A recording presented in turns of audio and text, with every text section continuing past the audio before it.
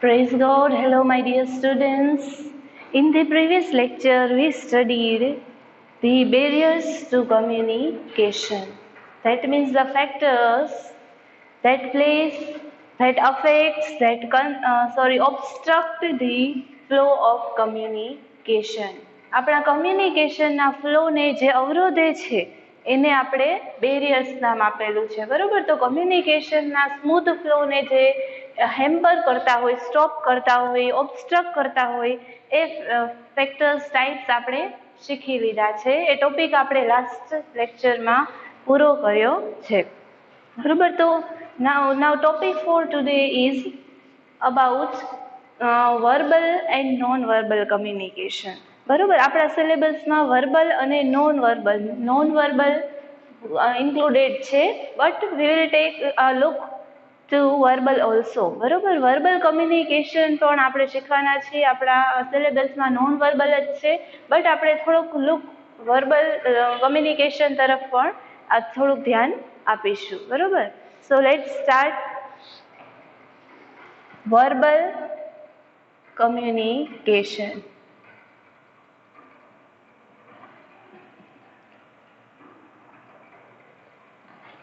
Okay, human being communicates in different ways. વ્યક્તિ, human being એટલે માણસ, communicates in different way.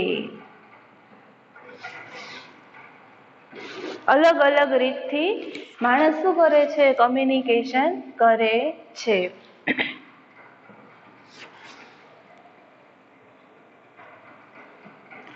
બરોબર. હવે આઈધર, બરોબર, કાં તો he or she uses words, symbols, gestures, etc. બરોબર છે. હવે હ્યુમન બીંગ્સ એને એ એવી ગિફ્ટ ઈશ્વર એને આપેલી છે કે he can talk, he can communicate in different ways. બરાબર. વ્યક્તિને એક એવી ગિફ્ટ આપવામાં આવી છે, હ્યુમન બીંગ્સને માત્ર. Animals can not talk, right.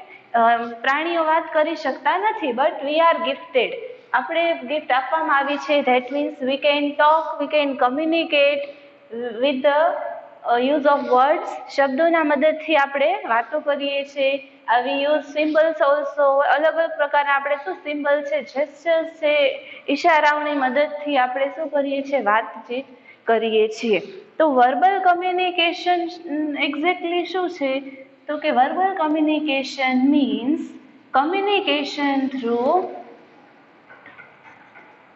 communication by using words. બસ શોર્ટમાં આપણે જોઈએ તો communication is done by using words. બરોબર. શબ્દો દ્વારા, શબ્દોના માધ્યમ દ્વારા જે વાતચીત થાય એને આપણે વર્બલ કમ્યુનિકેશન કહી શકીએ, બરોબર. It can be oral or and return communication. શબ્દોના માધ્યમથી વાતચીત થાય, ધેટ મીન્સ ઓરલ એટલે જે આપણે બોલીને વાતચીત કરીએ એને ઓરલ કમ્યુનિકેશન કહેવાય. And return communication if V communicate through writing words. બરોબર. શબ્દોને લખાણમાં રૂપાંતરિત કરીએ, બરોબર. ભલે શબ્દનો ઉપયોગ થાય છે એમાં ક્રિયાઓ, વર્બલ અમુક ક્રિયાઓ દ્વારા, બરોબર. તો રિટનમાં પણ આપણે લખવાની ક્રિયા કરીએ છીએ. We write emails, we write story, if we write article, બરોબર. તો આ રિટન કમ્યુનિકેશન અને ઓરલ કમ્યુનિકેશન એ વર્બલ કમ્યુનિકેશનનો જ એક પ્રકાર છે, બરોબર. તો આગળ વધીએ. વર્બલ કમ્યુનિકેશન પછી જે સિલેબસમાં આપણા છે એ છે non verbal communication. Non verbal communication. હવે નોન વર્બલ કમ્યુનિકેશન કોને કહેવાય? તો કે non verbal communication means communication through body movements,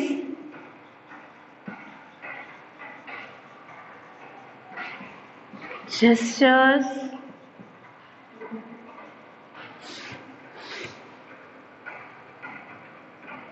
etc. બરોબર. નોન વર્બલ કમ્યુનિકેશન કોને કહેવાય? તો કે non verbal communication it means, એનો અર્થ કે કમ્યુનિકેશન કેના માધ્યમ દ્વારા થાય છે? Through body movements. Here please note, here અહીંયા નોટ કરીએ આપણે કે ઇટ ઇન્ક્લુડ્સ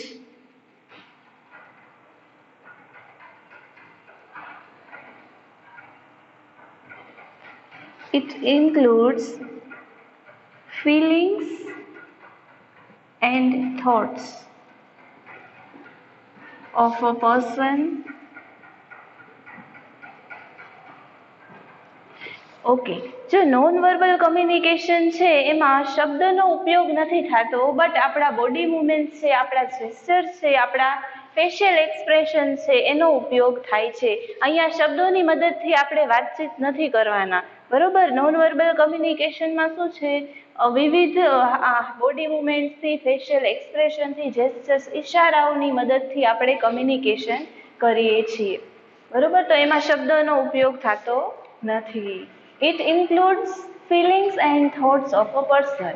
બરોબર. એનો મતલબ કે તમારા બોડી દ્વારા તમારામાં તમે શું ફીલ કરી રહ્યા છો, શું વિચારી રહ્યા છો, એ તમે પ્રેઝન્ટ કરી શકો. બરોબર. ઇટ ઇઝ અ સેન્ટેન્સ, એવું વાક્ય છે. બરોબર. કે man may play with words. Man may play with words, but body speaks the truth.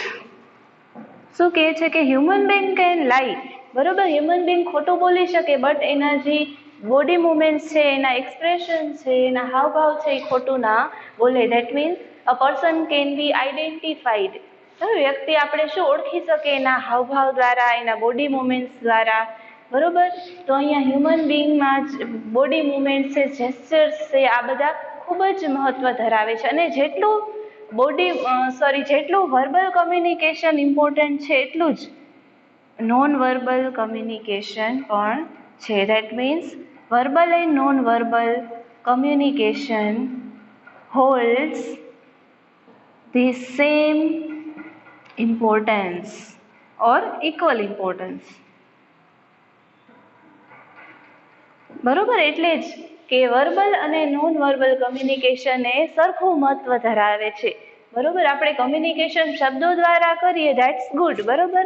But sometimes our word can not be understood by a listener. ઘણીવાર સાંભળનાર વ્યક્તિને આપણા શબ્દો નથી સમજાતા, ત્યારે નોન વર્બલ કમ્યુનિકેશન આપણે એનો ત્યારે યુઝ કરીએ છીએ. બરોબર. કે જેમાં કેનો સમાવેશ થાય છે? આપણી વાતચીતોને બોડી મુવમેન્ટ્સ, એક્સપ્રેશન્સ દ્વારા, જેસ્ચર્સ, હાવભાવ દ્વારા આપણે એને પ્રગટ કરીએ છીએ. બરોબર. એક એનાલિસિસ પ્રમાણે, એકોર્ડિંગ ટુ સાયન્ટિફિક એનાલિસિસ, એક વૈજ્ઞાનિક એનાલિસિસ પ્રમાણે body movements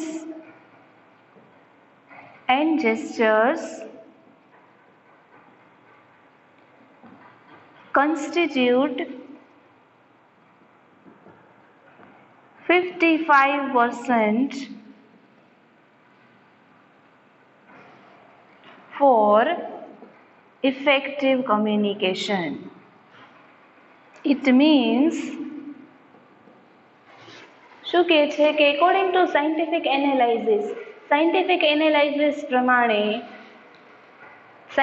એનાલિસિસ પ્રમાણે આપણા બોડી મુવમેન્ટ્સ છે અને જેસ્ચર્સ છે એ બધા 55% આપણા ઇફેક્ટિવ કમ્યુનિકેશનને કેવું બનાવે છે?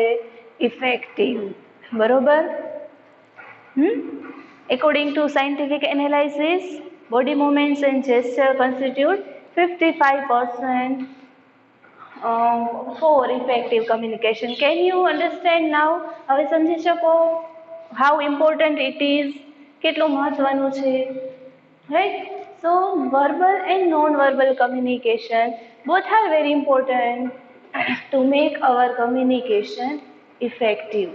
Okay, got all these points સમજાઈ ગયો? Verbal communication, a meaning. It also એ આપણા બરોબર વિચારોને અને ફિલિંગ્સને શું કરે છે? ગાઈડ કરે છે. That means what is going on in our mind, it can be depicted, it can be presented through our body movements. Okay, હવે non-verbal communication include following things. That means જે non-verbal communicationમાં એના types included છે, બરોબર? તો એમાં આપણે first type આવે છે કાઇનેસિક્સ, બરોબર? Here I am noting types of non-verbal communication. આપણા ટાઈપ્સ છે એમાં ફર્સ્ટ આપણો છે કાઇનેસિક્સ. એને આપણે બોડી લેંગ્વેજ તરીકે ઓળખીએ છીએ. ઓકે, હવે કાઇનેસિક્સ ઓર બોડી લેંગ્વેજ કોને કહેવાય? તો કે study of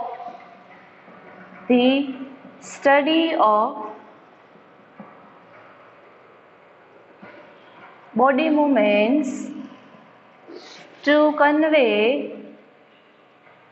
a message or a meaning of message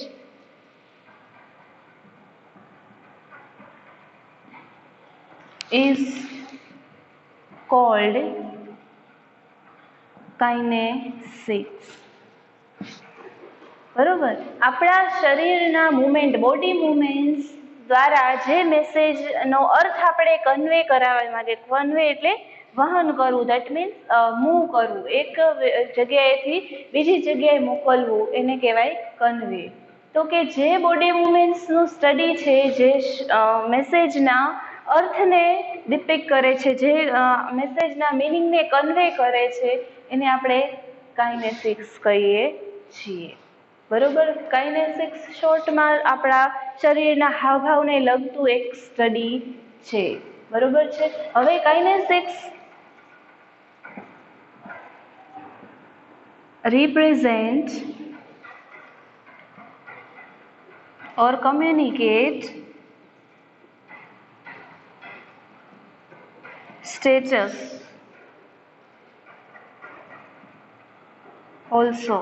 શું કહે છે કે કાઇનેસિક્સ છે કે તમારું બોડી મૂવમેન્ટ છે એને ઇઝીલી એનો તમે યુઝ કમ્યુનિકેશન માટે કરો, બરોબર? તો આપણું એ નોન વર્બલ કમ્યુનિકેશન કેવું બને છે?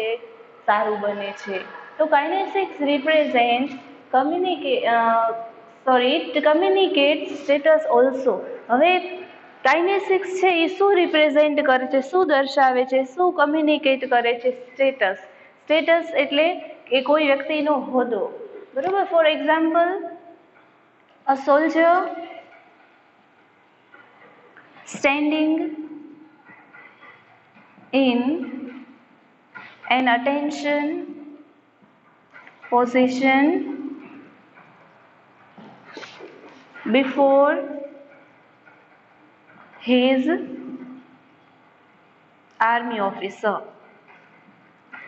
બરોબર? એ સોલ્જર છે, ધેટ મીન્સ ઓર પોલીસ કે કોઈ સોલ્જર હોય, when he is standing in an attention position, બરોબર? એ સાવધાનની સ્થિતિમાં એના આર્મી ઓફિસરની સામે ઊભો હોય, બરોબર? તો એક શું દર્શાવે છે?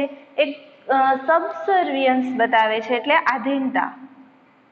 સબસર્વિયન્સ, ઇટ શોઝ સબસર્વિયન્સ, ધેટ મીન્સ આજ્ઞાકારી ઓર આધીનતા તમને દર્શાવે છે, બરોબર? ધેટ મીન્સ કાઇનેસિક્સ એટલે કે એવું બિહેવિયર, એવી રીતે બોડીલી આપણે બોડીનો આપણે એ રીતે યુઝ કરીએ છીએ કે જે આપણા જે આપણા મેસેજને કન્વે કરવા માટે હેલ્પફુલ થાય.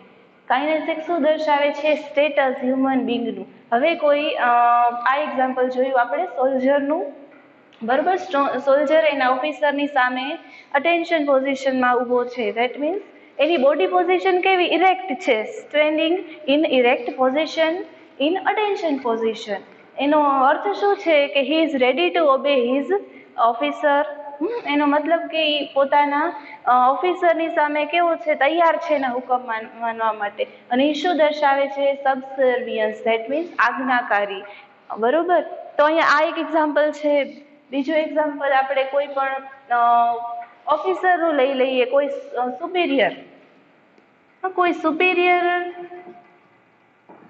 સુપિરિયર એટલે તો કે કોઈ અધિકારી વ્યક્તિ હોય કે જેના અંડર બીજા સબોર્ડિનેટ કામ કરતા હોય, કે જેના હેડ હોય, એનો અધિકારી હોય, એને સુપિરિયર પર્સન કહેવાય. તો કે સુપિરિયર પર્સન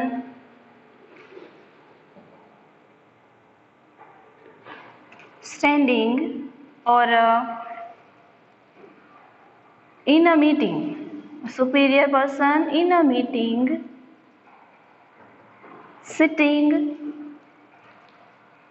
fearless, બરોબર, away and relaxed. Okay, let's understand. સમજીએ. સુપિરિયર વ્યક્તિ છે એ પોતે, બરોબર, કાંઈ પણ મીટિંગ હોય અથવા એને કાંઈ ઓર્ડર ઇસ્યુ કરવાનો હોય, અથવા મીટિંગમાં as a speaker when he stands or he sits, how he will behave, કઈ રીતે એ બિહેવિયર એનું હશે? તો કે ફિયરલેસ. બરોબર. ઓફકોર્સ એને ઓર્ડર ઇસ્યુ કરવાના છે, મીટિંગમાં કાંઈ પણ સ્પીચ આપવાની છે, તો he has N authority, he has N status. બરોબર, એક સ્ટેટસ એની પાસે છે, તો એનું બિહેવિયર કેવું હશે? ફિયરલેસ. બરોબર. ધેટ મીન્સ વિધાઉટ ફિયર, ડર વગરનું, અને રિલેક્સ્ડ. કોઈ સુપેરિયર વ્યક્તિનું બિહેવિયર આ પ્રકારનું હોય છે. તો અહીંયા કિનેસિક્સ શું રિપ્રેઝેન્ટ કરે છે? Status also. બરોબર છે. હવે આપણે જોયું કિનેસિક્સ, એનો મિનિંગ કોને કહેવાય, પછી એ શું ધેટ મીન્સ શું રિપ્રેઝેન્ટ કરે છે, શું કમ્યુનિકેટ કરે છે. આના સિવાય, બરોબર છે, બ્લિંકિંગ ઓફ આઈસ. કિનેસિક્સમાં બીજું શું વસ્તુ ઇન્ક્લુડ થાય આપણે થોડુંક જોઈએ. ઇટ ઇન્ક્લુડ્સ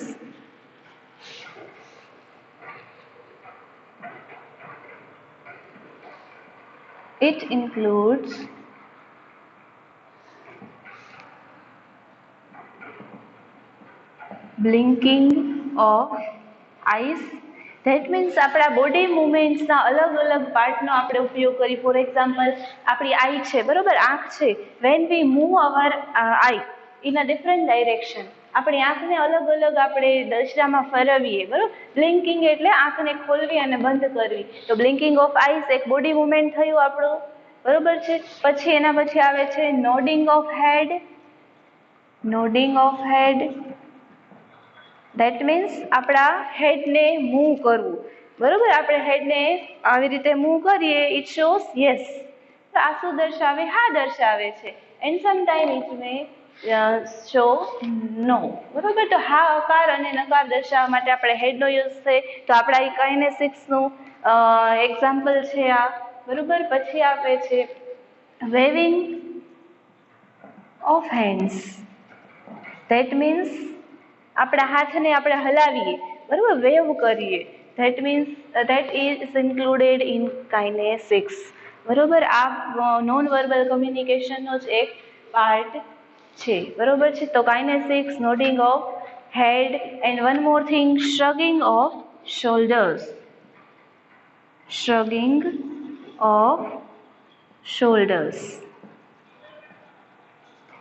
એટલે ઇફ યુ હેવ ઓબ્ઝર્વડ, જો તમે ઓબ્ઝર્વ કર્યું હોય, બરોબર, કે નાના છોકરાઓ હોય, બરોબર, they will move there shoulders. ગુજરાતીમાં આપણે કહીએ તો ખંભા ઉછાળવા, એવું, બરોબર, ગુજરાતીમાં થાય છે. બરાબર. નાના છોકરાઓ એને ના કેવું હોય તો they will use there shoulders. એના ખભાનો ઉપયોગ કરીને એ આપણે આન્સર આપે છે. તો અહીંયા શ્રગિંગ ઓફ શોલ્ડર્સ એ પણ એક બોડી મુવમેન્ટ થયું, ઓફકોર્સ, અને એ આપણું કાઇનેસિક્સનું એક એક્ઝામ્પલ છે, એના મુવમેન્ટ્સ છે. બરોબર. ફરીથી હું તમને કહી દઉં, બ્લિંકિંગ ઓફ આઈસ, આંખની મુવમેન્ટ્સ. બરોબર. નોડિંગ ઓફ હેડ, માથું હલાવવું. વેવિંગ ઓફ હેન્ડ્સ, હાથને મૂવ કરવા, બરોબર, એન્ડ શ્રગિંગ ઓફ શોલ્ડર્સ, ખભા ઉછાળવા, બરોબર છે. તો આ બધા કાઇનેસિક્સના એક્ઝામ્પલ છે. તો આ બધા જ આપણા એક્ઝામના ભાગરૂપે પણ ઇમ્પોર્ટન્ટ છે આ ટોપિક, બરોબર. તો કાઇનેસિક્સનું આટલું પોઈન્ટ આપણે આજ પૂરતું રાખીએ અને નેક્સ્ટ લેક્ચરમાં we'll study the role of different parts of body in kinesics. કાઇનેસિક્સમાં આપણે અલગ અલગ પાર્ટ ઓફ બોડીના મુવમેન્ટ છે, એના રોલ છે, એ કઈ રીતે કાઇનેસિક્સને ડેવલપ કરે છે, એના રોલ્સ આપણે શીખવાના છીએ. So we'll meet you in the next lecture by continuing this point. આ પોઈન્ટને આપણે કન્ટિન્યુ કરતા નેક્સ્ટ લેક્ચરમાં મળશું.